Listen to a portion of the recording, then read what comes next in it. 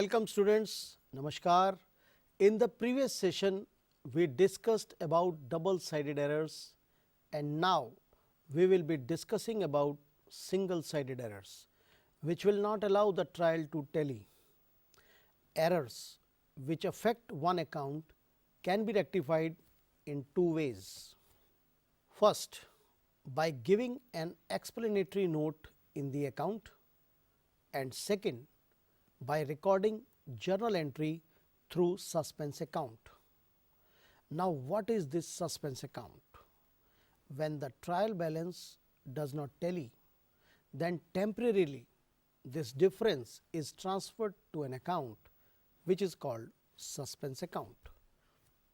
Example of these kind of errors are: first, error of casting, that is totaling; errors in carry forward; next, errors in balancing; next, posting to a correct account but with wrong amount; next, correct account wrong side; next, wrong side wrong amount; and next, forgetting to post an account. All these errors will not allow the trial to tally, all similar nature. Now, if the errors are discovered before posting to the ledgers, it can be corrected by crossing it, writing the correct amount and initialing it by the accountant. But this is not a common method, because I think you know your books will look like something very bad. Moreover, never erase and write, and never overwrite, as this will reduce the authenticity of the accounts, as if something is concealed. A better and smart way will be: either note the correction on the appropriate side for neutralizing the effect of error, or you can make a journal entry through the use of suspense account. Now, let us see how both these methods work one by one. Starting with the first one, that is, noting the correction on the relevant side means, say for example, if Ram account is debited short by 500, then we can debit Ram account with 500 more and the error will get rectified. Take another example. If Shyam account is credited more by 700, then what you will do? We will debit Shyam account so that the credit effect is reduced. Now, this will be done by writing in the debit difference in the amount posted and the figure, whatever is the difference. Now, coming to the second way, that is journal entry through suspense account.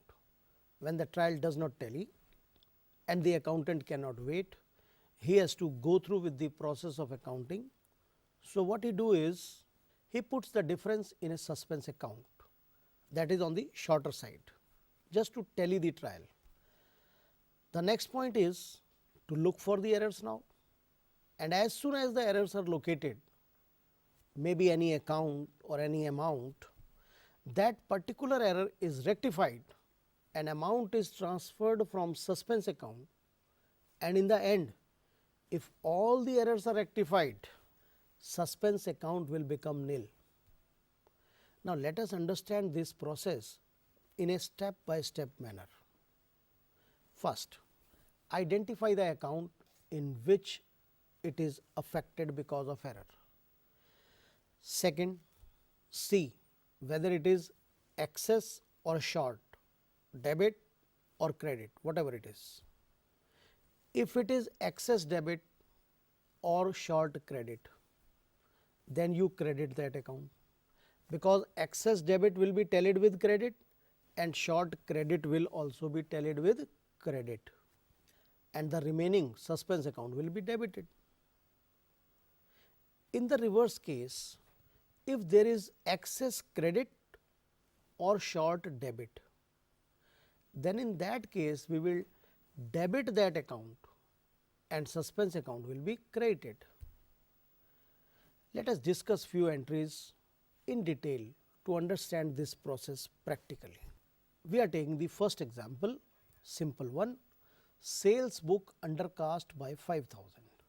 Now, sales book balance is credit and it is less, which means trial is short credit. So, suspense account will be in credit because it is there where it is short. Now, when we will rectify, we will debit the suspense account because now the suspense is clear कि it is sales. So, suspense was credit, now it will be debited. And what will be credited? Yes, sales account will be credited. Coming to next point, sales to Ramesh 4,000 not posted to his account. Now, please remember, not posted, it means the entry is recorded in the sales book, but not posted in the account of Ramesh, which means we have not debited Ramesh account, but recorded in the sales book, that is credit part is fine. So, trial will show less debit. So, suspense will be in debit. Now, when we rectify, suspense will be credit and Ramesh will be debit. So, you understand, if the suspense is in debit, you have to credit it when you find the error.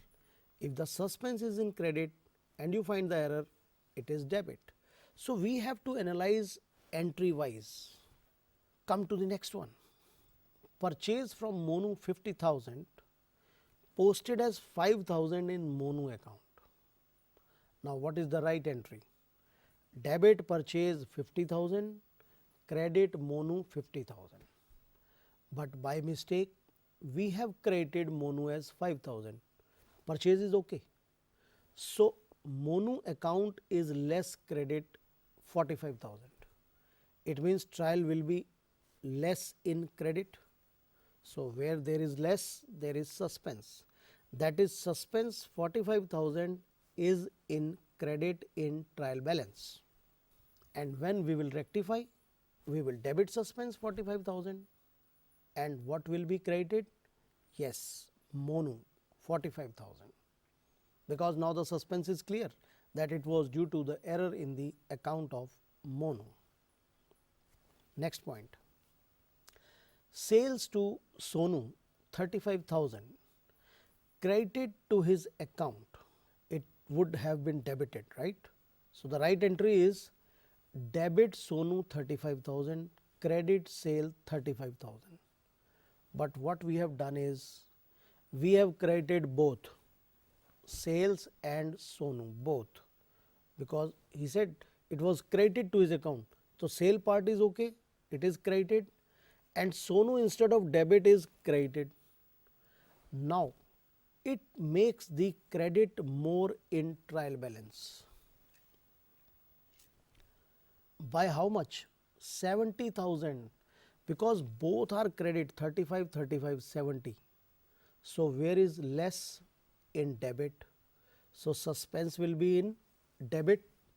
Suspense debit 70,000 trial.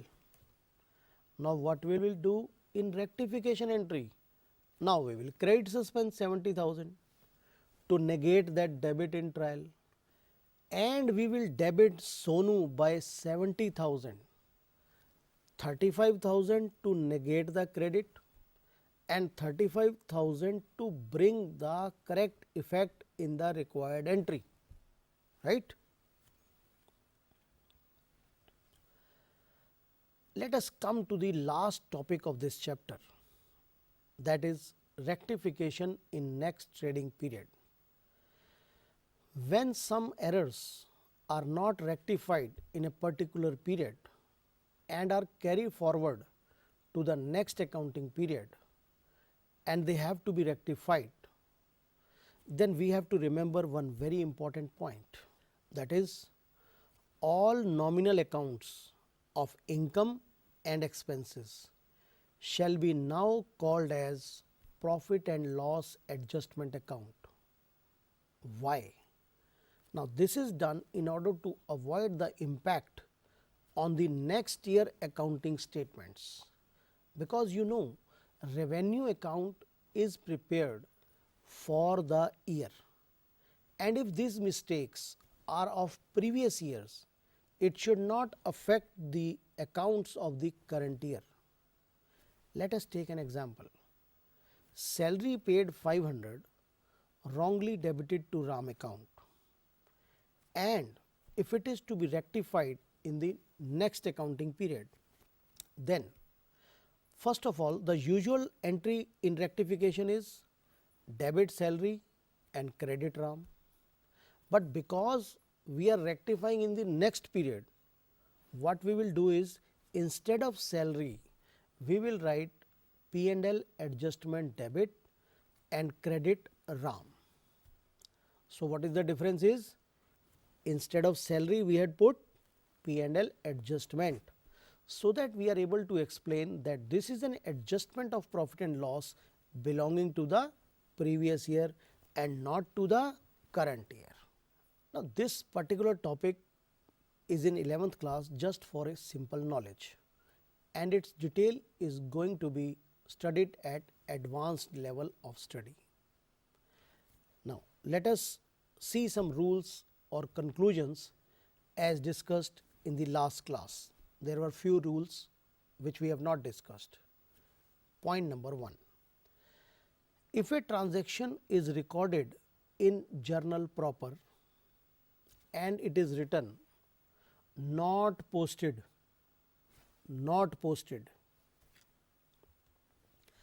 that means both the aspects debit and credit are missing.